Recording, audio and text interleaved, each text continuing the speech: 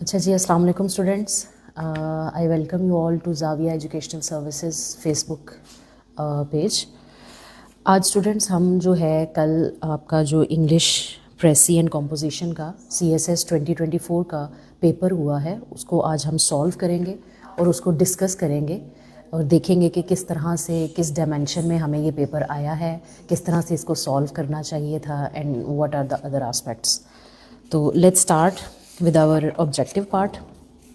सबसे पहले हमने ये चीज़ देखनी है कि ऑब्वियसली हर साल का जो है वो एक तरह से आप कह सकते हैं कि पेपर सेटिंग का एक ट्रेंड होता है। वी डू नॉट नो, हमें ख़ास तौर पे जो इंग्लिश का पेपर होता है दैट इज़ क्वाइट अनसीन, कहीं से कुछ भी आ सकता है, we all know that. Vocabulary building जो है that is an important part of our preparation. इसमें ये होता है कि we have to fully prepare the words, जिसमें ज़्यादातर जो है स्टूडेंट्स को रिकमेंड किया जाता है कि you can prepare your vocabulary well by reading newspapers and there are some kind of specific vocabulary lists जिनको आपने लेकर चलना होता है। और इसी तरह ही जो है वो आपके पास वोकेबलरी बिल्डिंग के कुछ और प्लेटफॉर्म्स होते हैं जो आपके on air BBC and CNN और ये जो आपके पास अल जज़ीरा वगैरह के जो शोज़ होते हैं, बीच में आर्टिकल्स वगैरह हैं, वो सारी चीज़ें आपसे कही जाती हैं कि इनको सुने और इनके वर्ड्स वगैरह को लर्न करें। तो ये हमारे पास बिल्कुल एक जनरल वे होता है वोकेबलरी बिल्डिंग का। साथ साथ अपनी कोई अगर ख़ास किस्म की हमने लर्निंग करनी है तो we can go for past papers. हमारे पास जितने भी पास्ट पेपर्स हैं उनको हम देखें तो हमें वर्ड्स का पता चलता है। So this was actually paper जिसको कि अगर आप देखें तो word point of view say that was quite a general one, ठीक है, जिसमें मिक्स्ड हमें MCQs थे और थोड़ी सी अंडरस्टैंडिंग के साथ अगर उन स्टूडेंट को जिनको आइडिया है कि हमारे पास रूट वर्ड्स क्या होते हैं, किस तरह से हम एक वर्ड के स्ट्रक्चर को लेकर चल सकते हैं, ठीक है, जिन्होंने वन वर्ड सब्स्टिट्यूशन थोड़ी बहुत पढ़ी होगी उन सबको आइडिया होगा कि हम किस तरह से इन्हें करें। हमारे पास सामने जो है आपके पास ये मार्क लगे हुए हैं। फर्स्ट जो आपका क्वेश्चन है उसमें उसका जो आंसर्स हमने करने थे that was basically we have to mark the synonyms, ठीक हो गया। जिसमें हम देखें तो फर्स्ट जो हमारा ऑप्शन है यूबिक्विटस, उसका आंसर है प्रेजेंट एवरीवेयर, ठीक है। परनिशियस जिसका मतलब है harmful, mellifluous smooth and sweet sounding, then ephemeral that is short lived, astute का मतलब होता है इंसाइटफुल, ठीक है। Enthral fascinate, sycophant flatterer, assuage soothe and reticent का मतलब होता है रिजर्व्ड, इनकेसेंट का मतलब होता है परसिस्टेंट, ठीक है। फर्स्ट वाला हमारा जो है वो that we had to choose the most nearly most similar in meanings, ठीक है। तो वो हमने यहाँ पर इनके सिनोनिम्स देख लिए। उसके बाद हम इसके एंटोनिम्स जो ऑपोजिट वर्ड्स हैं उनकी तरफ आते हैं। एसोटेरिक का मतलब है मतलब नहीं, इसका ऑपोजिट होता है ऑब्वियस। देन स्क्विलिड का मतलब होता है क्लीन, टेसिटर्न का मतलब होता है लिक्विशियस, कंस्ट्रिक्ट का मतलब है एक्सपैंड। जब मैं मतलब कह रही हूँ तो इसका ये मतलब है कि I am talking about opposite, because ये बेसिकली ऑपोजिट इन मीनिंग हमने करने हैं। देन इंडोलेंट का ऑपोजिट होता है एनर्जेटिक, कोलेस का मतलब ऑपोजिट है सेपरेट, रेनकोर का ऑपोजिट है एमिकेबिलिटी, देन एक्विस का मतलब है रेजिस्ट, डेबिलिटेट का मतलब का ऑपोजिट होगा स्ट्रेंथन। तो जो सेकंड हमारा जो है वो क्वेश्चन था that was about antonyms, the words that were nearly most opposite in the meaning to capitalised words. Synonym antonyms का जो पार्ट है इसको ओवरऑल अगर रेट किया जाए तो that was quite an in between part. The words were not so difficult, they were not so easy. अगर वो स्टूडेंट जिन्होंने थोड़े बहुत अपनी वोकेबलरी लर्निंग की है और इस चीज़ को थोड़ा सीरियसली है तो they might have performed very well in this objective paper. Then comes our subjective part. Subjective part में भी हम ये देखते हैं कि हमेशा जो है वो एक ट्रेंड होता है, we can expect any kind of passage in our paper. हमें जो है वहाँ पर पैसेज हमें किसी भी तरह से आ सकता है। वो पैसेज हमें नरेटिव पैसेज भी हो सकता है, वो पैसेज हमारे पास जो है वो किसी किस्म का यू कैन से के a kind of descriptive passage भी हो सकता है, या वो पैसेज हमें कोई जनरल भी आ सकता है, ठीक हो गया। नरेटिव को बेसिकली हम कहते हैं जिसमें किसी किस्म की कोई स्टोरी टेलिंग हो, ठीक है। डिस्क्रिप्टिव में हम कहते हैं कि जिसमें किसी एक चीज़ को, किसी एक टॉपिक को, चाहे वो किसी बुक का नाम है, पर्सनैलिटी का नाम है, उसको चीज़ों को एक्सप्लेन किया होगा थ्रू आउट द पैसेज। और एक हमारे पास होता है रेगुलर या जनरल पैसेज। अगर हम थोड़ा सा इसको देखें तो इसमें एक यू कैन से कि a kind of descriptive plus general हम इसको बोल सकते हैं, जो हमारा ये वाला प्रेसी का पैसेज था। इसमें बेसिकली इस प्रेसी के पैसेज का जो ओवरऑल क्रक्स था, they were talking about some you can say कि ग्रीन स्पेसेस, जो हमारे सिटीज़ में हम उन ग्रीन स्पेसेस के थ्रू अपनी इन्वायरमेंट को और अपने लिविंग स्टैंडर्ड को बेहतर बना सकते हैं। ठीक है, ओवरऑल अगर इसका क्रक्स देखें तो वो ये था कि उनका क्या रोल है हमारे एक्सपेंडेड सिटी स्ट्रक्चर के अंदर, और किस तरह से हम और इस तरह के यू कैन से के स्टेप लेकर अपनी जो एक इन्वायरमेंट का ह्यूमन के साथ कंपैटिबिलिटी लेवल है उसको इंक्रीज़ कर सकते हैं। अगर हम इसके टोटल जो है काउंटिंग ऑफ वर्ड्स करें तो ये ऑलमोस्ट 241 42 तकरीबन इतने बनते हैं, जिसकी 1/3 लेंथ अगर हम करें निकालें तो that comes out to be around 83। अब यहाँ पर एक चीज़ है, हम अपने रूल्स वगैरह में पढ़ते आए हैं कि whenever we have to do the precis of a particular passage, तो हमने हमेशा ये देखना है कि हम उसकी जो है वो सबसे पहले वर्ड्स की काउंटिंग करें। मोस्ट ऑफ द स्टूडेंट्स यहाँ पर जो है वो वर्ड्स की काउंटिंग नहीं करते और थोड़ी सी इसमें यू कैन से कि केयरलेसनेस दिखा देते हैं। वो इसमें थोड़ा सा अंदाज़ा लगा देते हैं कि let's just count the words of hour one line, और उसमें फिर जो है लाइंस पे मल्टीप्लाई करके तो हम देख लेंगे कि कितने वर्ड्स बनते हैं।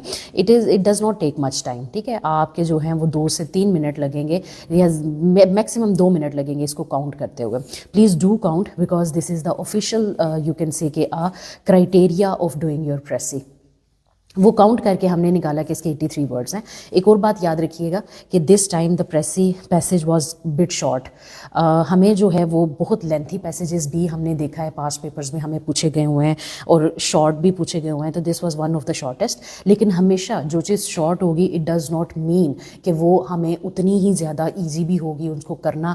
अक्सर हमारे शॉर्ट पैसेजेस में बहुत सारी ऐसी ट्रिकी बातें भी उन्होंने पूछी होती हैं या बहुत सारी ट्रिकी चीज़ें भी दी होती हैं कि शॉर्ट पैसेज भी हमारा ज़्यादा टाइम टेकिंग हो जाता है। पेपर के अंदर we have to give a very proper time to this precis, जो कि ऑलमोस्ट स्टूडेंट का एक आइडिया होता है कि हम 40 to 50 मिनट्स अपनी प्रेसी को दें, और होना भी ऐसे ही चाहिए।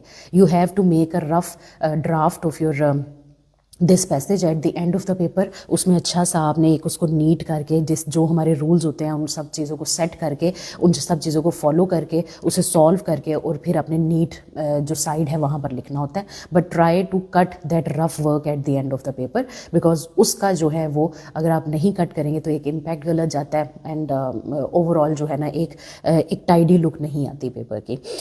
वापिस आ जाते हैं। We were talking about the concept of this passage, जिसमें ये कहा गया हुआ कि हमारे जो सिटी ग्रीन स्पेसेस हैं, ठीक है, उनके क्या रोल हैं। ठीक है, जितने भी हमें ये जो है वो ग्रीनरी नज़र आती है उनका क्या रोल है। हम किस तरह से अपनी जो बढ़ती हुई अर्बन पॉपुलेशन है, जो हमारी सिटीज़ एक्सपैंड हो रही हैं, उनके साथ साथ अपने ये जो ग्रीन इन्वायरमेंट है इसको किस तरह से कंपैटिबल, किस तरह से डेवलप कर सकते हैं। ठीक है, और इनका फिर आउटकम क्या होगा। तो basically this passage was talking about all this, and I hope the students who have attempted this paper, उन्होंने रूल्स को फॉलो किया होगा कि you have to give one reading to passage, you again have to give another reading to the passage. ठीक है, फिर तीसरी reading में जाकर आफ्टर काउंटिंग द वर्ड्स आपको जो है थोड़ी सी समझ आना शुरू होगी। फिर आप जो थर्ड रीडिंग है उसमें क्लस्टर रीडिंग करोगे। ठीक है, पूरा पैसेज है और उसको 5 से 6 लाइन्स का एक एक क्लस्टर बना के हर एक क्लस्टर की जो है अलग से छोटी छोटी समरी लिखी हो। ठीक है, और फिर उस समरी को कंबाइन किया और उसमें कोई एडिशन सब्ट्रैक्शन हो तो उसको आप लेकर चले हो। ये एक बड़ा इजी वे होता है अपनी प्रेसी को करने का। इसकी जो प्रेसी हमारे पास आई will just give a reading. और एक चीज़ और याद रखिएगा कि we are discussing this paper, जिसमें आपको एक आइडिया तो ज़रूर होगा कि इस चीज़ को हम इस तरह सॉल्व कर सकते हैं, but this is not the final word. Most of you might have done this Pressy question or this whole paper in a more impressive way, in a more effective way than this one. And this is just to give an idea to you people कि how to you had to by following the rules and regulations you had to solve this paper. इसमें हमारे पास प्रेसी में जो एक पूरी हमारे पास एक paragraph आता है। I will just give a very quick reading to all this to the precis. City green spaces provide recreation, community building, and a breathing space in urban environments. These sanctuaries are beneficial for human as well as environmental health, as they improve air quality, mitigate heat, and provide natural accessibility. With the expansion of cities, it is the need of the time to balance green space preservation with development. This is possible with a sustainable planning. By the creation of parks, green roofs and green belts, a healthy coexistence of humans and environment is possible. This is only effective way to have a harmonious urban landscape. अब आपने ये देखा है कि ये जो पूरी मैंने प्रेसी की है इसमें मैंने 2-3 बातों का ख्याल रखा है। एक तो ये मैंने किया है, यहाँ पर ऐसे बहुत सारे पॉइंट्स आए थे जहाँ पर I might have prolonged a statement, और मैं उसको लंबा कर सकती थी, मैं उसको जो है वो एक बड़े लेवल पे उस सेंटेंस को स्ट्रेच करके लिख सकती थी। लेकिन इंग्लिश में और ख़ास तौर पे हमने अपनी प्रेसी में अपना जो एक्सप्रेशन है उसको क्वाइट क्लियर रखना है और अंडरस्टैंडेबल रखना है। ठीक हो गया। इस पर्पज़ के लिए हम क्या करते हैं कि हम जो है वो अपनी जो लाइंस होती हैं उनको स्मॉल पार्ट्स में, ठीक है, या छोटी लाइन बना लेते हैं। हम छोटे छोटे स्टेटमेंट्स में हम अपना आइडिया जो है वो पढ़ने वाले को दे देते हैं। ठीक हो गया। तो यहाँ पर जो है हमने कह दिया कि छोटे पॉइंट्स में मैंने हर कॉन्सेप्ट को किया, जिसमें I started with the main function of city green spaces. ठीक है, वो क्या है, वो it's they are a source of recreation, community building, ठीक है, अर्बन इन्वायरमेंट्स में। और ये बहुत इंपॉर्टेंट है human as well as environmental health. क्या इंपॉर्टेंट है, जितनी भी ग्रीनरी है, ठीक है, वो जितनी भी, चाहे वो मैन मेड है चाहे वो नेचुरली अकरिंग है, ठीक है, क्योंकि ये एयर क्वालिटी को इंक्रीज़ करती है, ये हमारे इन्वायरमेंट में हीट को मिटिगेट करती है और हमें एक नेचर के साथ जो एक्सेसिबिलिटी है वो प्रोवाइड करती है। ठीक हो गया। फिर उसके बाद जो है हमने कह दिया कि अब जो बढ़ती हुई शहरी आबादी है, ठीक है, with the rising urban expansion, हमें इस टाइम पे ज़रूरत है कि हम इन चीज़ों को थोड़ा और डेवलप करें, so that it might have a very healthy impact on human as well as the environment. ठीक है, in this way only we can have a very healthy in urban landscape. ठीक हो गया, because urban landscape is now the future. तो यहाँ पर मैंने उन सारे रूल्स को फॉलो करते हुए एक पूरी प्रेसी जो है उसको हमने इस तरह से डेवलप किया, जिसमें हमने पैसेज के हर एस्पेक्ट को पॉइंट बाय पॉइंट जो है वो कर दिया। अगर आप इस पूरे प्रेसी के पैसेज को along with your question paper अब आप रीड करो तो you will have a very clear point कि किस तरह से पूरा जो पैसेज है उसको एक उसी सीक्वेंस को फॉलो करते हुए जो है वो एक रीफ्रेज करके और चीज़ों को थोड़ा सा प्रिसाइज फॉर्म में यहाँ पर पेश किया गया है। उसके बाद जो हमारा नेक्स्ट इंपॉर्टेंट क्वेश्चन है दैट वाज अबाउट कंप्रीहेंशन। अब जो कंप्रीहेंशन का क्वेश्चन है, अगर आप इसमें ये देखो तो जो हमें कल कंप्रीहेंशन का क्वेश्चन ये आया था, इसमें जो हमारे पास ये क्वेश्चंस हैं ये थोड़े से हमें लेंथी लगते हैं। ठीक है, ये एक और चीज़ होती है, most of the students in questions को देख के परेशान भी हो गए होंगे और घबरा भी गए होंगे। Most of the students might have decided कि मेरा नहीं ख्याल अभी ये हो सकेगा एंड दिस एंड दैट। ऐसी कोई बात नहीं है, हमारे पास बहुत कम ऐसे चांसेस होते हैं, you can say near to impossibility. ये बात है कि हमें जो है पहली रीडिंग में अपने पैसेज की या हमारे सामने जो चीज़ दी हुई है उसकी समझ आ जाए। We have to give 1, 2, 3 readings to that particular passage ताकि हमें उसकी अच्छे तरीके से समझ आ जाए and then we have to crack the question answers. तो कभी भी फर्स्ट लुक में आपने डिसाइड नहीं कर लेना।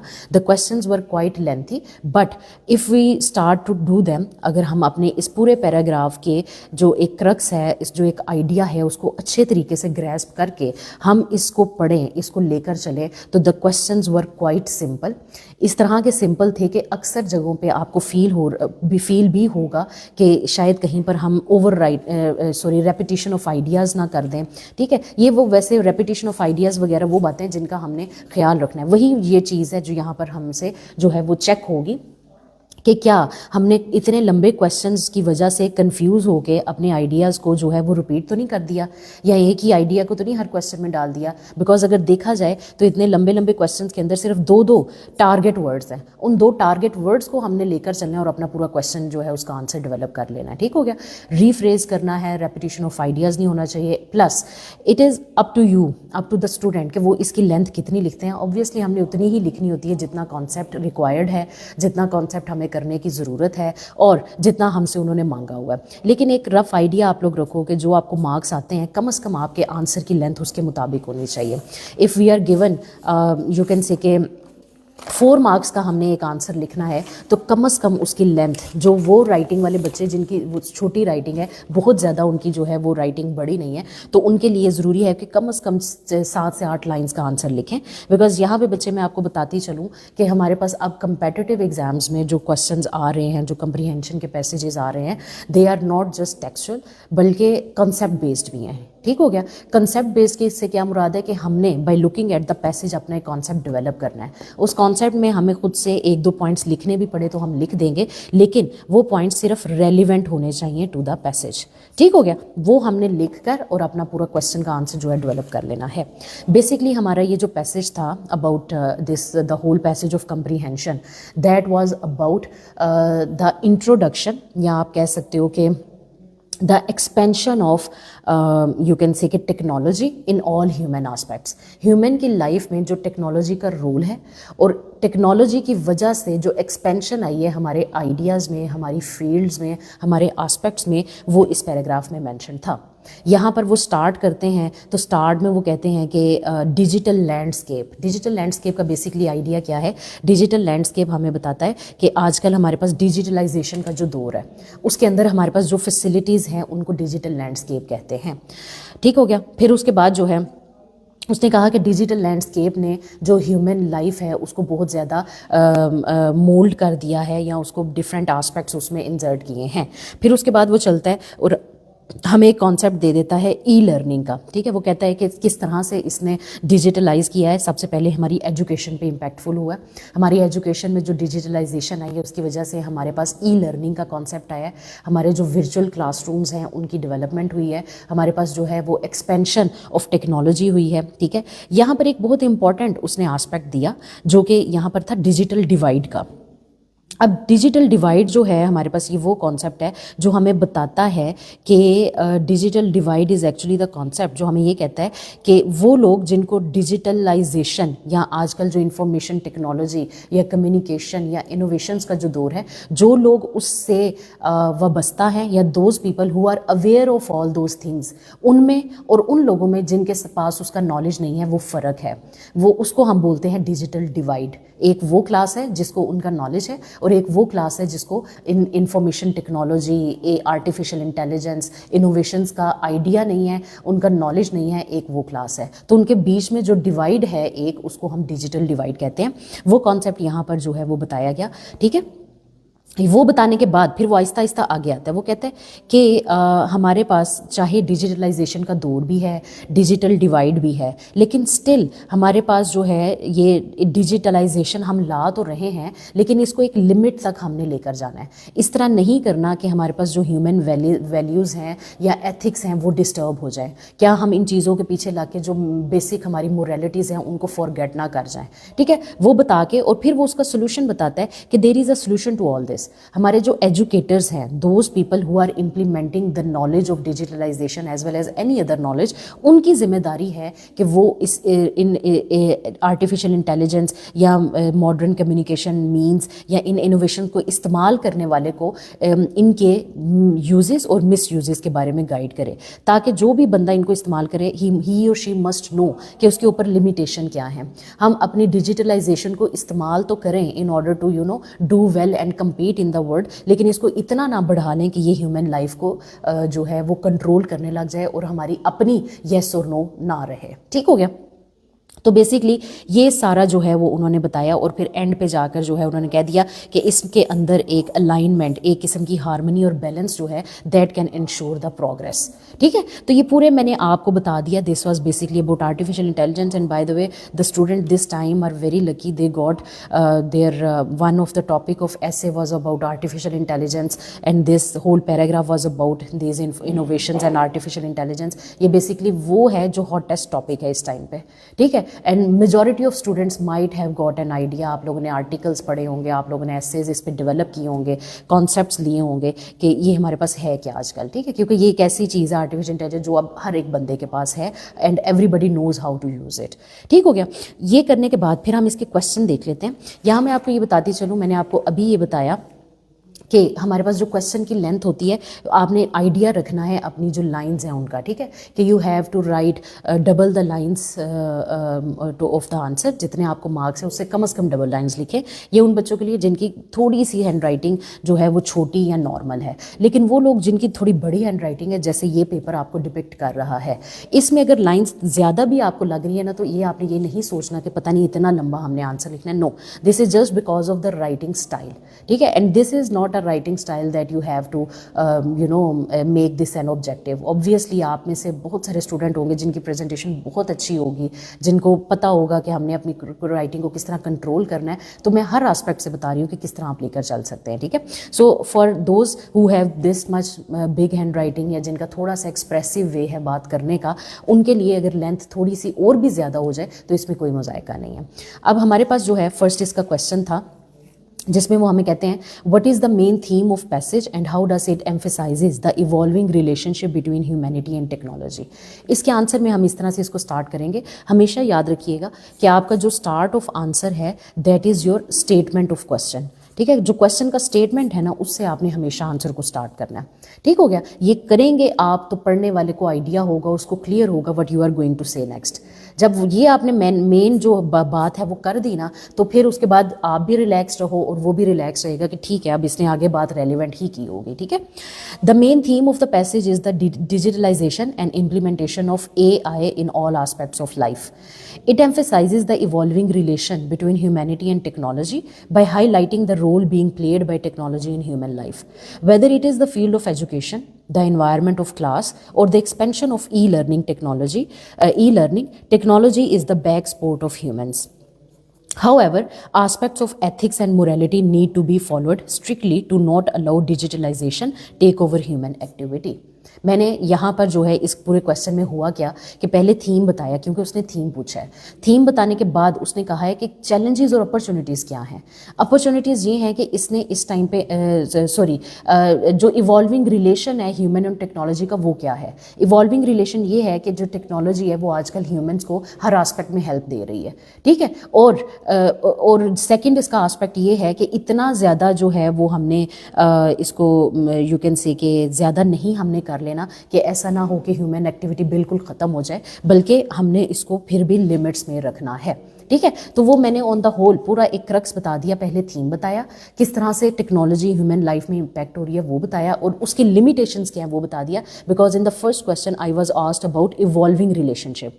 इवॉल्विंग रिलेशनशिप में हमारे गुड्स और बैड्स दोनों आते हैं, ठीक है। और दूसरा उसने मेन थीम पूछा था, तो आई हैव टू टेल कि पूरा पैसेज जो है वो किस तरह से या उसमें क्या क्या बात हो रही है, ठीक हो गया। उसके बाद फिर हमारे पास सेकंड क्वेश्चन आ जाता है, जिसमें वो ये पूछता है कि according to the passage how does education adapt to the digital landscape and what challenges and opportunities does this transformation present. According to the passage, ठीक है। Just look at the start of this question, जहाँ पे आपने लिखना है according to the passage education adapts to digital landscape. वही जो requirement of question है वो हमारी यहाँ पर पूरी हुई। अब हम अगली अपनी बात करते हैं। By the innovations of e-learning, virtual classrooms and integration of artificial intelligence in this field, ठीक है। This transformation gives opportunities to gain knowledge over wide horizons by keeping in touch with any information from any corner of the world. अगर आप थोड़ा सा गौर करोगे ना, और अगर वो बच्चे जिन्होंने इस पैसेज को पढ़ा होगा, तो ये वाली जो लाइन है ना, ये पैसेज में नहीं है, लेकिन मैंने वहाँ से कॉन्सेप्ट डेवलप किया। इसका मतलब है कि आप कॉन्सेप्ट डेवलप करो, लेकिन वो रेलिवेंट टू द पैसेज होना चाहिए। बहुत ज़्यादा डिटेल्स आउट ऑफ कॉन्टेक्स्ट नहीं जानी चाहिए आपकी, लेकिन कंसेप्चुअल क्वेश्चंस बनाओ, अपने आंसर्स को डेवलप करो। फिर सेकंड हमारे पास क्या बात हो जाती है कि we can quote examples. Most of the students stay confused कि पता नहीं हम बाहर से कोई एग्जांपल लिख सकते हैं। 1-2 एग्जांपल लिखने में कोई हर्ज नहीं, लेकिन अगेन बात वही है, वो रेलिवेंट होनी चाहिए।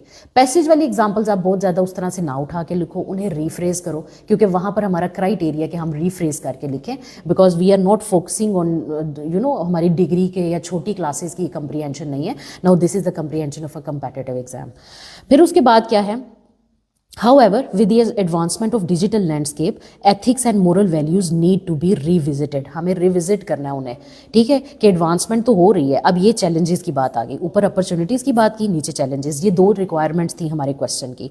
To much dependence on artificial intelligence may undermine the human values and transparency that will need a strict hand to be controlled, ठीक है। That will need an iron hand आप कह लो या कुछ भी कह लो, ठीक है, टू बी कंट्रोल्ड। तो इस तरह से हमने जो है अपनी बात को वाइंड अप कर देना है। आपके हर क्वेश्चन का ना एक स्ट्रक्चर होगा। You have to give a proper opening और to the question by writing the statement of the question asked, ठीक है, और उसकी फिर क्लोजिंग करनी है एक बड़े ही एक डिड्यूसिव या एक फाइनल जो स्टेटमेंट है वो बना के। उसके बाद थर्ड क्वेश्चन है, discuss the concept of digital divide as presented in the passage. Why is inclusivity crucial in the context of technological advancement and what role do educators play in addressing this divide? भाई यहाँ पर जो हमारा nature of question है ना, this question paper, इसको देखते हुए एक और चीज़ मैं आप सबको मेंशन करना चाहूँगी कि प्लीज़ अपनी वोकेबलरी इतनी आप रखें, आपको जो कॉन्सेप्ट्स वगैरह कॉमन हैं उनके बारे में इतना पता होना चाहिए कि आप लोग जो क्वेश्चन आपसे पूछा जा चुका है ना, उसमें तकरीबन क्वेश्चन के जो वर्ड्स दिए हुए हैं उनके मीनिंग आपको पता होंगे तो आप कॉन्सेप्ट डेवलप कर पाएंगे. द पीपल हु नो कि डिजिटल डिवाइड क्या है, द पीपल हु नो कि इंक्लूसिविटी का मतलब क्या है, क्रूशल का मतलब क्या है, they can only attempt this question. बाकी जो सब बच्चे हैं वो अंदाजा ही लगाएंगे until unless they know the meaning of these terms. ठीक हो गया. यहाँ पर उसने डिजिटल डिवाइड की बात की है, the division between those people who have an access to information technology and the knowledge of information and communication, and दूसरे वो लोग हैं जिनके पास इसकी कोई इंफॉर्मेशन, कोई एक्सेसिबिलिटी या कोई नॉलेज नहीं है. इंक्लूसिविटी कहते हैं किसी भी चीज़ के स्पेसिफाइड कर देना, ठीक है, स्पेसिफिक जो पॉलिसीज़ होती हैं. Crucial, they are very important. अब हमने यहाँ से तीन चीज़ें ली. हमने कह दिया कि डिजिटल डिवाइड क्या है, वो हमने प्रेजेंट कर दिया. फिर हमने कह दिया कि उस डिजिटल डिवाइड को काउंटर करने के लिए या अच्छे तरीके से वो डिजिटल डिवाइड काम करे, उसको लेकर चलने के लिए हमें इंक्लूसिव पॉलिसीज़ बनानी है, मतलब ऐसी पॉलिसीज़ जिनका सिर्फ डिजिटलाइजेशन से ताल्लुक हो. ठीक है, वो क्या होगा, किस तरह से होगा, हम ये देखते हैं. The concept of digital divide as presented in the passage is the gap between the people who have access to modern information and those who do not have. Clear हो गया. हमने पहले उसका जो है वो कॉन्सेप्ट बता दिया. As this relates to the accessibility of information and communication technology, inclusivity is crucial in this context. अब यहाँ पे जो सेकंड पार्ट ऑफ क्वेश्चन है ना, उसको मैं लेकर चली. मैंने कहा कि इंक्लूसिविटी बड़ा क्रूशल है. क्यों है? Because as technology needs a transparent and specific control to work. हमारे पास टेक्नोलॉजी जितनी मर्जी एडवांस हो जाए, आर्टिफिशियल इंटेलिजेंस जितनी मर्जी एक्सपेंड हो जाए, we always need some policies, some iron hand, some transparent body to control it. ठीक है, ये नहीं है कि artificial intelligence is something that is out of control. ये कंट्रोल की जा सकती है बाय मेकिंग इंक्लूसिव पॉलिसीज. कभी भी इसको आउट ऑफ कंट्रोल नहीं होने देना. आउट ऑफ कंट्रोल हो गया तो क्या होगा, वो हमें क्वेश्चन नंबर 5 में उन्होंने पूछा हुआ है, हम उसका वहाँ आंसर करेंगे. So you always have to stay relevant to the question. Details लिखनी भी हैं तो रेलिवेंसी अपनी नहीं भूलनी. और यहाँ पर एक और चीज़ मैं आप लोगों को बताती चलूँ कि when you are answering the questions of comprehension, तो बाकी सारे क्वेश्चंस पे भी नज़र मारा करें. एक अगर आप थर्ड क्वेश्चन का आंसर कर रहे हो तो फोर्थ फिफ्थ पे भी एक एक नज़र ऐसे ही मार लो इसको अटैम्प्ट करने से पहले. फिर आपको पता चल जाएगा कि आपने क्वेश्चन नंबर 3 में कितना मटीरियल लिखना है, क्वेश्चन नंबर 4 और 5 में कौन कौन सा कॉन्सेप्ट डालना है. इससे आपकी रेपिटिशन नहीं होगी. ठीक हो गया. वापस आते हैं. हम कहते हैं कि they need a transparent and specific control to work. Focus needs to be paid, otherwise ethics and human values are at stake when machines take over humans. Again another concept जो कि develop किया गया by looking at the passage या by reading the passage, but as it is relevant to the passage it is not wrong and it is making up all the requirements of the questions. ठीक हो गया. तो यहाँ पर हमने question number 3 को देख लिया. क्वेश्चन नंबर 4 हमारे पास आता है. वो कहता है कि explore the role of ethics in the digital realm specially concerning artificial intelligence. ठीक है, how does the passage highlights the intersection between technology and ethical consideration. उसने कह दिया कि आर्टिफिशियल इंटेलिजेंस का जो एथिक्स में रोल है वो बताएं, और ये पैसेज जो है वो किस तरह से टेक्नोलॉजी और उसमें जो एथिकल वैल्यूज़ हैं उनके रिलेशन को बताता है. Role of ethics in digital realm is manifold. ठीक है, रोल ऑफ एथिक्स जो है वो डिजिटलाइजेशन या डिजिटल रियलम में भी बहुत ज़्यादा है. Educators are the stakeholders. और अब अगली, क्योंकि क्वेश्चन में हमारी रिक्वायरमेंट थी कि एथिक्स जो हैं उनका क्या रोल है डिजिटलाइजेशन में और उनको हम किस तरह से इम्प्लीमेंट कर सकते हैं. तो हमें पैसेज में दिया हुआ था कि सबसे बेहतरीन तरीका इन चीज़ों को इम्प्लीमेंट करने का ये है कि जो हमारे एजुकेटर्स हैं वो लोगों में इस चीज़ की अवेयरनेस डालें. तो मैंने वही जो है वो सेकेंड पॉइंट लिखा कि educators are the stake holders in this matter as they can impart the sense of right and wrong among the technology users. They can inform the naives about the rights and wrongs of technology and how any mistake can lead to loss of privacy and security. पूरा जो crux था हमारे पास, जो question का हमारे पास main idea था, उसका मैंने उसके मुताबिक आंसर कर दिया। और यहाँ पर हम और चीज़ें भी डाल सकते हैं, एक मार्जिन है हमारे पास, ज़रूरी नहीं कि यहाँ पे हम एंड कर दें। क्यों? क्योंकि ये ओपन एंडेड आंसर्स हैं, ठीक है। बस हमने अपनी लैंग्वेज को रीज़नेबल रखना है, अपनी लेंथ को रीज़नेबल रखना है, वरना ये तो वो क्वेश्चंस हैं जिनमें एक बहुत बड़े बड़े आइडियाज़ हमारे पास डेवलप हो सकते हैं। ठीक हो गया। तो यहाँ पे हम और भी चीज़ें डाल सकते हैं, आप और चीज़ें ऐड कर सकते हैं, ठीक है। लॉस ऑफ प्राइवेसी हो जाएगी, सिक्योरिटी होगी, जो क्राइम्स हैं उनको राइज मिलेगा और उनके लिए फिर हमें लॉज बनाने पड़ेंगे। Laws will be a burden to in a state, ठीक है। तो जिससे जो है वो बहुत ज़्यादा लाइबिलिटी आएगी एंड दिस एंड दैट। तो ये इसको हम बहुत एक्सपैंड भी कर सकते हैं। तो this is the question number 4 और उसका आंसर, ठीक है। उसके बाद जो लास्ट क्वेश्चन है उसमें वो हमसे क्या पूछ रहे हैं? लास्ट क्वेश्चन में वो कहता है what is necessary, what is the message regarding the responsibility of individuals and society as a whole in navigating the intersection of humanity and technology?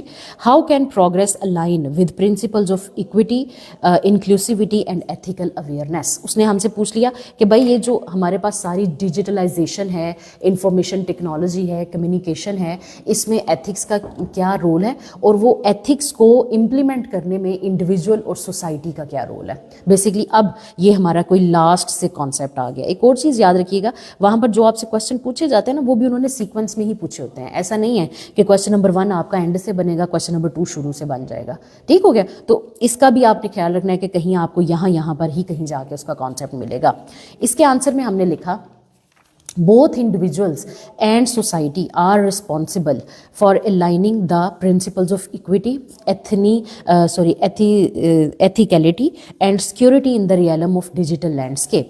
When people will know about their boundaries and use as well as misuse of technology, only then can a secure environment be ensured. बड़े ही एक summarised वे में मैंने बता दिया कि भाई इन दोनों का रोल है। क्यों रोल है? बिकॉज उन दोनों को जब पता होगा कि उनकी क्या बाउंड्रीज हैं, क्या उन्होंने किस तरह से टेक्नोलॉजी का यूज़ करना है, इसके मिस यूजेस क्या हैं और उसके कॉन्सिक्वेंसेस क्या हैं, तब भी एक हेल्दी इन्वायरमेंट डेवलप होगा and we can expect a very brighter future for the implementation of digitalization in human life.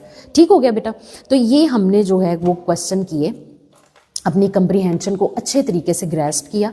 इसको भी करने का तरीका ये है कि you have to give a first reading, you have to give a second reading. Second reading में clusters बना लो, इसमें ऑलरेडी छोटे छोटे क्लस्टर्स बने हुए थे पैराग्राफिंग की फॉर्म में, वो बना लो। वो बनाने के बाद जो है हर एक क्लस्टर का आइडिया टोटली जो है उसको समझ लो। फिर उसके बाद अपने क्वेश्चंस को रीड करो। यहाँ पर आपके माइंड में रिफ्लेक्शन आ जाएगा कि कौन से क्वेश्चन का कहाँ पे आंसर है, ठीक है। फिर जो 4th और फाइनल रीडिंग होगी उसमें आपने क्वेश्चन को पढ़ते जाना है, उसके आंसर को लोकेट करना है, डेवलप करके रफ ड्राफ्ट में लिखते जाना है। वो लिखने के बाद फिर उसको नीट में लिखो। इन योर नीट ड्राफ्ट आपने अपनी प्रेजेंटेशन का बहुत ज़्यादा ख्याल रखना है, मार्कर यूज़ करने हैं, मार्जिनस का जो है वो ख्याल रखना है, क्वेश्चन नंबरिंग का ख्याल रखना है, क्वेश्चन स्टेटमेंट लिख दो आंसर में, आंसर द वर्ड आंसर इसको मेंशन करो, ठीक है। इस तरह करके अपने बहुत ही एक इम्प्रेसिव वे में जो है वो अपना पेपर लेकर चलना होता है।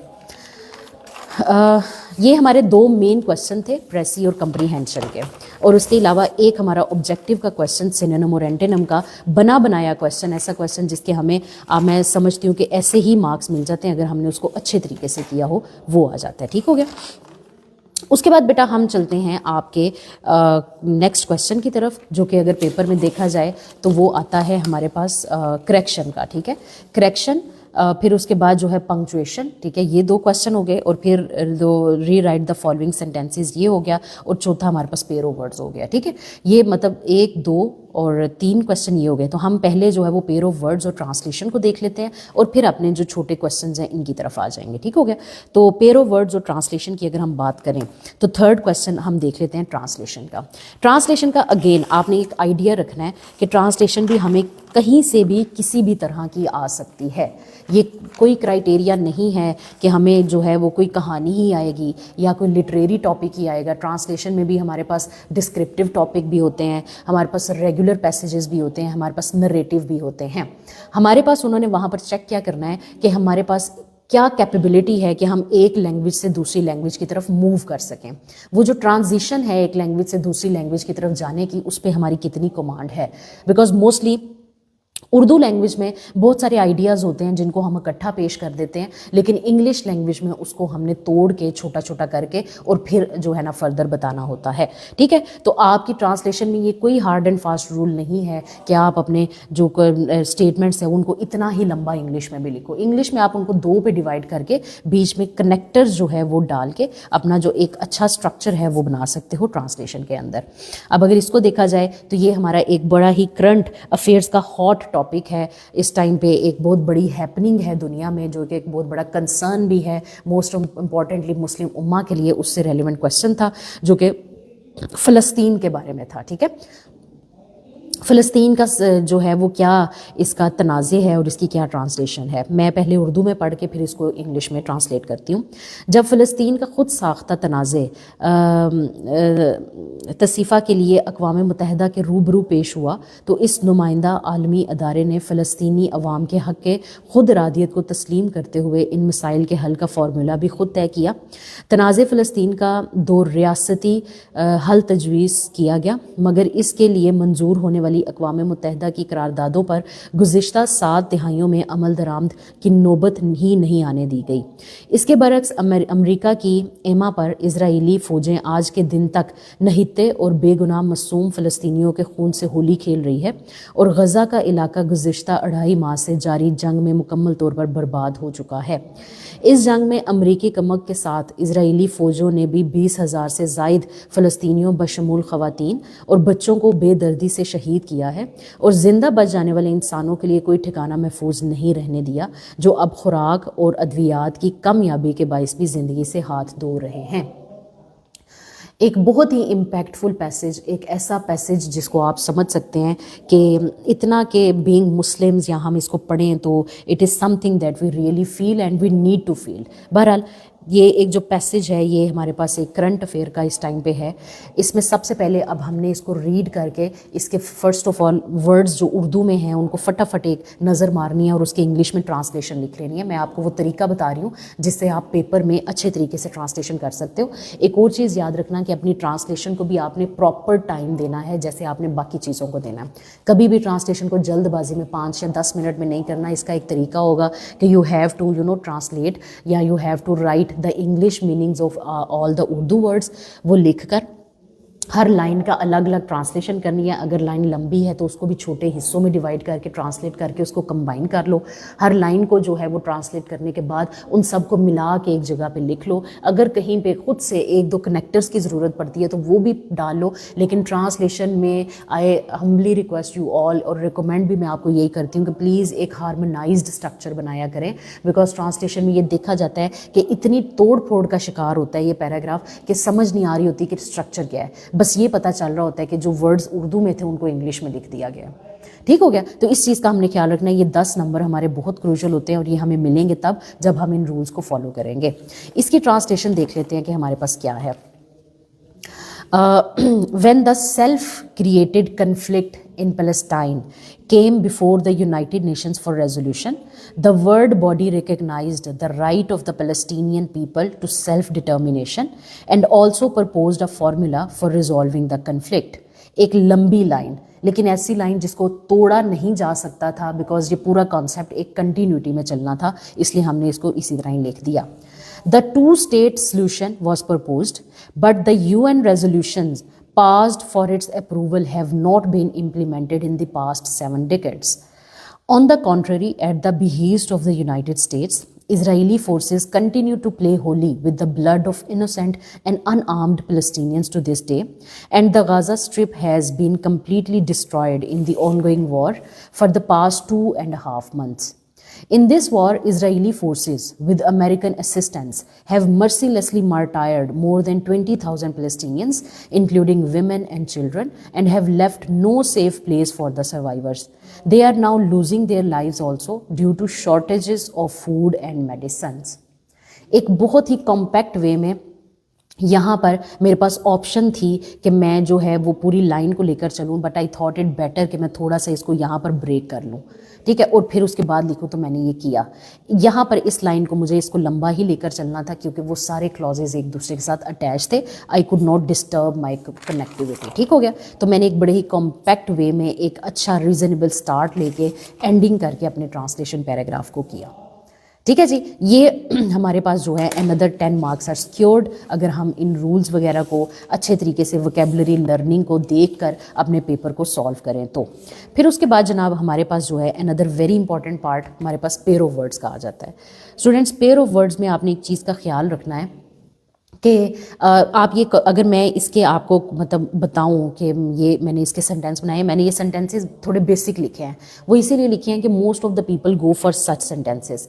इस तरह के सेंटेंसेस जो बेसिक होंगे उनको लिखना कोई बुराई नहीं है, बल्कि आपका सिर्फ स्ट्रक्चर वहाँ पर चेक होगा और ये चेक होगा कि क्या आपने वर्ड को इंसर्ट भी किया है या बस ऊपर ऊपर से मीनिंग बता दी है, ठीक है, वो तो चेक होगा। लेकिन try to make current affair oriented sentences. जितने आपके करंट अफेयर ओरिएंटेड सेंटेंसेस होंगे उतना ही खुश होकर आपको नंबर मिलेंगे पेपर के अंदर, ठीक हो गया। बहरहाल I just in this paper the sentences are just normal, कोई इशू नहीं है उसमें, बस आपके ठीक होने चाहिए। तो लेट्स सी कि क्या है, ठीक है। ये हमारे पास अब जितने भी ऑब्जेक्टिव पार्ट्स हैं ना, इनमें हमारे पास ऑप्शन आ गया, ठीक है। यहाँ तक हमने जो अपना 70 मार्क्स का पेपर था वो सारा ऑल इन ऑल डन किया, वो हमने पूरा अटैम्प्ट करना था, ठीक है। अब हमारे पास ये जो 4 पार्ट्स हैं इनमें हमारे पास ऑप्शन आ गई कि हमें ज़्यादा दिए हुए हैं और कोई 5 करने हैं। सबसे पहले बेटा ख्याल रखो कि वहाँ पर हमने बिल्कुल एफिशिएंट नहीं बनना और सारी चीज़ें सॉल्व नहीं करके आनी, अगर आपको आती भी हो फिर भी। क्यों? क्योंकि वहाँ पर हमारा जो मेन फोकस है वो उन्होंने देखना है कि क्या आप रूल्स को रेगुलेशन को भी फॉलो करते हो या बस अपनी मर्जी से जो दिल किया लिख दिया। इसलिए हमारी रिक्वायरमेंट है वहाँ पर पहले 5 चीज़ें करना। जो पहली 5 होंगी ना हमारी, सिर्फ वो चेक होंगी, उसके बाद आपने दर्जन और लिखी होंगी वो चेक नहीं होंगी, ठीक हो गया। इसलिए हमने फोकस ही उन पे करना है जो बेस्ट हमें 5 आते हों। पेयर ऑफ वर्ड्स में अगर हम देखें तो यहाँ पर जो सॉल्व हुए, ठीक है, वो मैं आपको एज एन एग्जांपल बता देती हूँ। क्रीक का मतलब होता है कि कोई चीज़ जिसकी एक शार्प सी साउंड हो, ठीक है। The cargo stop at the coast with a creek, ठीक है। वो कश्तियाँ जब बड़ी बड़ी रुकती हैं तो एक शार्प सी आवाज़ आती है। यहाँ पर जो है वो मैंने इसका मीनिंग लिखा, लेकिन you do not need to write it. Meaning नहीं आपने लिखना, आपने सेंटेंसेस ऐसे बनाने हैं कि वो लगे मीनिंगफुल लगे और लगे कि वो इंसर्ट किए हुए हैं। क्रीक वो होता है जो छोटा सा एक स्पेस एरिया होता है किसी भी 2 कंट्रीज़ के दरमियान, जैसे पाकिस्तान और इंडिया के दरमियान सर क्रीक का बड़ा इशू है, ठीक है। The issue of sir creek between Pakistan and India is the most controversial regional issue, ठीक है। ये थोड़ा सा करंट अफेयर ओरिएंटेड हमारा हो गया। फिर उसके बाद आता है palate. This food is so spicy that it is going to leave my palate burning, ठीक है, जो हमारा माउथ है उसका ऊपर हिस्सा। Palette, she filled her palette with rainbow colours and began working on her masterpiece a realistic scenery of the Murree hills, ठीक है। पैलेट वो जो प्लेट जिसपे हम कलर्स वगैरह को मिक्स करते हैं।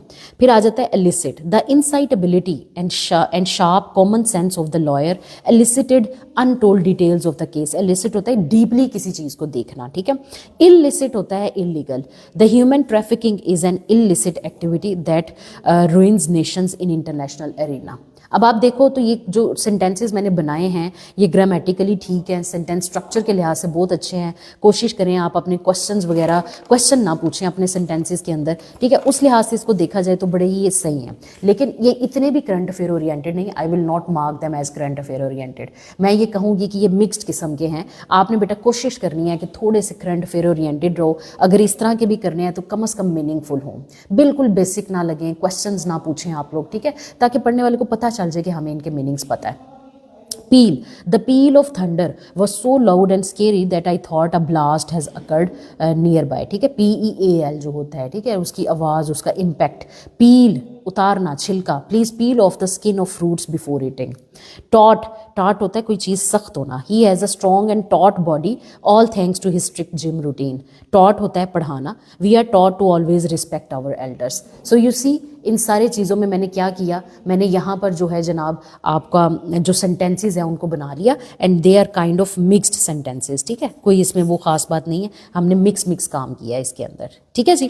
तो ये आपके पेयर ऑफ वर्ड्स हैं। अगर आप थोड़ा सा और इस पे फोकस करके अच्छे तरीके से इनको कर लेते हैं तो ये अगेन आपके जो 10 मार्क्स हैं ये सेव हो जाएंगे। ठीक हो गया। फिर उसके बाद एक और चीज़ याद रखना, ये 10 मार्क्स हैं, 5 पेयर ऑफ वर्ड्स हैं और 10 मार्क्स। इसका मतलब है कि हर वर्ड का एक नंबर है। हाँ, अगर आपका इस पेयर में से एक वर्ड गलत है तो आपका ऑटोमेटिकली दूसरा वर्ड जो है वो गलत कंसिडर होगा और पूरे पेयर के 2 नंबर कट जाएंगे। इसलिए प्लीज़ इनको भी रफ ड्राफ्ट में पहले बना के फिर अपनी नीट साइड पे इनको लेकर जाया करें। ठीक है।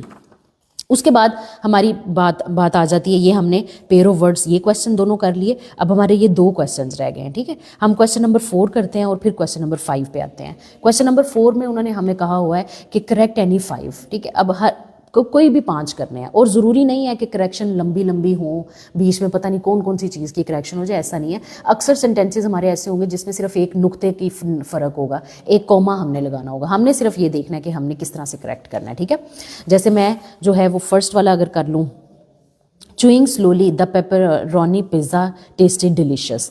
अच्छा, अब ये ना 2-3 इसमें जो है ना थोड़े से डेंगलिंग मॉडिफायर का हमारे पास एक कॉन्सेप्ट होता है, ये उससे रिलेटेड है। ठीक है, कि वो एक स्टेटमेंट बता तो रहे हैं लेकिन वो एक ऐसी स्टेटमेंट है जिसको नेक्स्ट क्लॉज जो है वो कंप्लीट कर रहा है और वो ऐसे जैसे द मॉडिफायर इज बीइंग डेंगल्ड। ठीक है, उसके साथ कोई सब्जेक्ट नहीं लगा हुआ और वो सही तरह से उस तरह से मीनिंग कन्वे नहीं कर पा रहा, तो हमने उसको ठीक करना था। जैसे ये था, chewing slowly the pepperoni pizza tasted delicious, but who was chewing slowly? इसका जो करेक्शन है वो ये होगी, as I chewed slowly the pepperoni pizza tasted delicious. Kicking and screaming the exasperated father dragged his toddler out of the grocery shop. Kicking and screaming the toddler was dragged out of the grocery store by his exasperated father. ठीक है, अब यहाँ पर क्या है, चूँकि हमने यहाँ पर क्या किया, किकिंग एंड स्क्रीमिंग को ना गलत सब्जेक्ट के साथ लगा दिया। अगेन आप कह लेते हो कि मिसप्लेसमेंट ऑफ मॉडिफायर ये हुई है। ठीक है, kicking and screaming the exasperated father, इस तरह लग रहा है कि जैसे फादर जो है वो किकिंग और स्क्रीमिंग कर रहा था। नहीं, जो चीज़ मॉडिफाई कर रही होती है, किसी चीज़ को बता रही होती है ना, उसके साथ उसका रेलिवेंट सब्जेक्ट आना चाहिए। ठीक है, the toddler was dragged out of the store, ये इस तरह से होगा जिस तरह मैंने आपको ये करेक्शन बताई।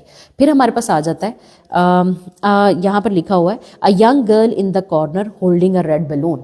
कोई हमें इसमें नहीं पता चल रहा इज आर एम है, क्या सब्जेक्ट है क्या नहीं। A young girl in the corner is holding a red balloon, हमें ये करेक्शन भी आ सकती है, टेंस की करेक्शन, इसलिए इसकी भी हमने प्रैक्टिस करनी है। फिर उसके बाद जनाब आ जाता है, he ordered a meal from the restaurant that was high in protein. ठीक है, इसका मतलब है कि वो restaurant was high in protein या कुछ इस तरह का होगा। इसको भी हमने थोड़ा सा जो मॉडिफायर है उसकी प्लेसमेंट को सही रखना है, जो क्लॉज है बीच में उसको रेलिवेंट सब्जेक्ट के साथ लगाना है। ठीक है, he ordered a meal that was high in protein comma from a restaurant. अच्छा, उसके बाद आ जाएगा, the group asked to hear the report that Shirley and me prepared. The group asked to hear the report that Shirley and I prepared. Me objective जो है वो pronoun है यहाँ पर, चूँकि Shirley is a subject, I जो है वो subjective प्रोनाउन हमारे पास आ जाएगा।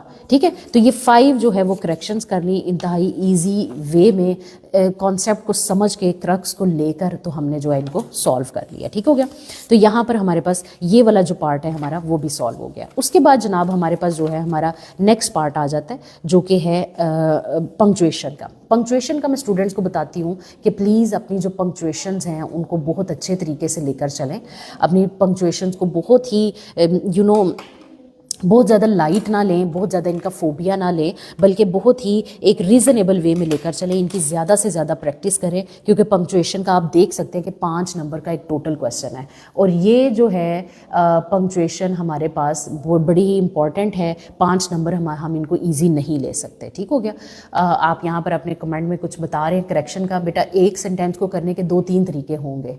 ठीक है, जो आपके वाला है young girl at the corner is holding a balloon, वो बिल्कुल हो सकता है। ठीक है ना, आप क्योंकि इसमें कोई इरेलीवेंट नहीं लग रहा है, ऐसा नहीं लग रहा कि हमारा जो पार्ट यंग गर्ल के साथ आना चाहिए बाद में होना चाहिए, ये ठीक है, रेलिवेंट है। ठीक है, 2-3 तरीके होते हैं हर सेंटेंस को करने के, बस वो ठीक होना चाहिए। ठीक है, उसके बाद यहाँ पर पंक्चुएशन आ जाती है।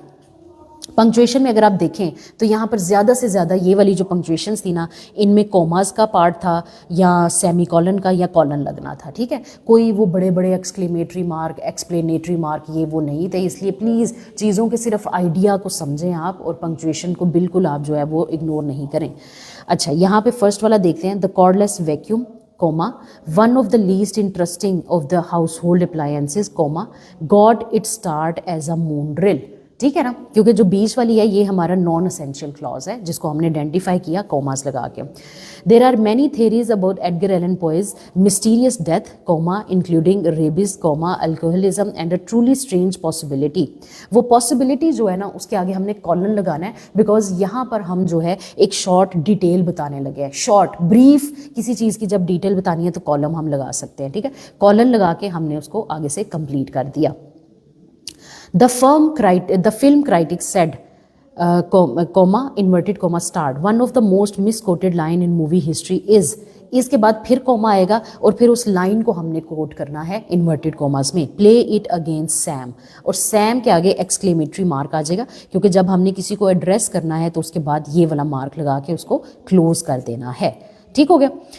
पुअरली नेम्ड एनिमल्स इंक्लूड के बाद कॉलन है, हमें नहीं ज़रूरत लगाने की. Include the flying fox, comma, which is really a bat, semicolon, the electric eel, comma, which is really a knife fish, semicolon, and a honey badger, comma, which is the only member of the genus and species. Semicolons अब बीच में क्यों आ रहे हैं? Because these all are you can say कि separate clauses, लेकिन इनका जो origin है वो एक ही है, बात एक ही हो रही है. इस तरह के clauses को जब हम एक दूसरे से जिनके subject relevant हो अलग करेंगे तो हम semicolon लगाएंगे. The Haskell opera house sits right on the US Canadian, यहाँ पे हाइफन आएगा छोटा, ठीक है, border, comma, with the stage in Quebec and many of the seats in Vermont. Simple सी हमारे पास सिर्फ एक कोमा की मिस्टेक थी और यहाँ पे एक हाइफन की. ठीक है, तो ये हमने करेक्शन जो है यहाँ पर कर दी. मैंने आपको इसमें से भी 5 ही बताए, इसमें से भी 5 ही बताए, इसमें से भी 5 ही बताए, और यहाँ से भी हम 5 ही करेंगे बेटा. जो बेस्ट आपको आते हों वो, सिर्फ क्राइटेरिया आपको समझाने के लिए मैंने इनको चूज़ किया और जो रिक्वायरमेंट है उसके मुताबिक सॉल्व किया. ठीक हो गया. नेक्स्ट हमारे पास आ जाता है प्रेपोजिशंस वाला क्वेश्चन. ठीक है, इसका हमने जो है एक पार्ट कर लिया पंक्चुएशन, और लास्ट इसका पार्ट है जो कि है प्रेपोजिशन का. His research is characterised by a deep understanding of genetic mutations. जब किसी चीज़ को हमने करेक्टराइज करना है तो उसकी जो है वो by a deep understanding of genetic mutation ये बता देना है. कंटिंजेंट का मतलब होता है किसी चीज़ पे डिपेंड होना. हम इसमें भी जब हमें मीनिंग्स का पता होगा, हमारी वोकेबलरी रीजनेबल बिल्डिंग में होगी, तो ही हम इनको अच्छे तरीके से कर सकते हैं. The solution is contingent upon various factors, depend upon होता है ना, तो वो. फिर हमारे पास आ जाता है the methodology is impervious to external factors. Impervious उनको फिल्टर आउट कर लेती है, उनको स्टॉप कर देती है. The discussion oscillated on 2 main points. ठीक है, 2 मेन पॉइंट्स थे इस डिस्कशन में से निकले. The model is contingent upon accurate data inputs. ठीक है, ये 5 मुझे लगा कि मैं अच्छे तरीके से कर सकती हूँ, मेरा इन पे कमांड है तो मैंने कर दिया. प्रेपोजिशन का अगेन वेरी इंपॉर्टेंट पार्ट है. हमारे पार्ट्स ऑफ स्पीच में नाउन्स, प्रोनाउंस, वर्ब्स, 3 कंपोनेंट्स के बाद जो अगला इंपॉर्टेंट पार्ट है वो है प्रेपोजिशन का. प्रेपोजिशन ऑफ प्लेस क्या है, प्रेपोजिशन ऑफ टाइम क्या है, प्रेपोजिशन ऑफ एजेंट क्या है, प्रेपोजिशन ऑफ थिंग्स क्या हैं. ये सारी चीज़ें जो हैं हमें एक बड़े ही डिटेल्ड वे में पता होनी चाहिए. Only then we can do this paper या दिस पार्ट या this question of whole 5 marks in an effective way. ठीक हो गया बेटा. तो ये हमने 100 मार्क्स का अपना जो पेपर है इस पूरे को सॉल्व किया, एक एक चीज़ को देखा. मैंने आपको बताया कि किस क्वेश्चन को हम किस रूल और रेगुलेशन के मुताबिक लेकर चल सकते हैं. अगर आप इन्हीं चीज़ों को फॉलो करें और एक अच्छे तरीके से कमांड लेकर अपनी इंग्लिश पे अपने पेपर को सॉल्व करें तो ये आपके लिए बड़ा ही एक डिसाइसिव पेपर हो जाएगा. So I hope this all session went very you can say कि productive for all of you. Further आपका इसमें कोई भी एम्बिग्विटी, कोई भी प्रॉब्लम हो तो you can just contact us on our page. आप हमारे सेशंस वगैरह हैं सारे उनको ज्वाइन कर सकते हैं and all that. Thank you.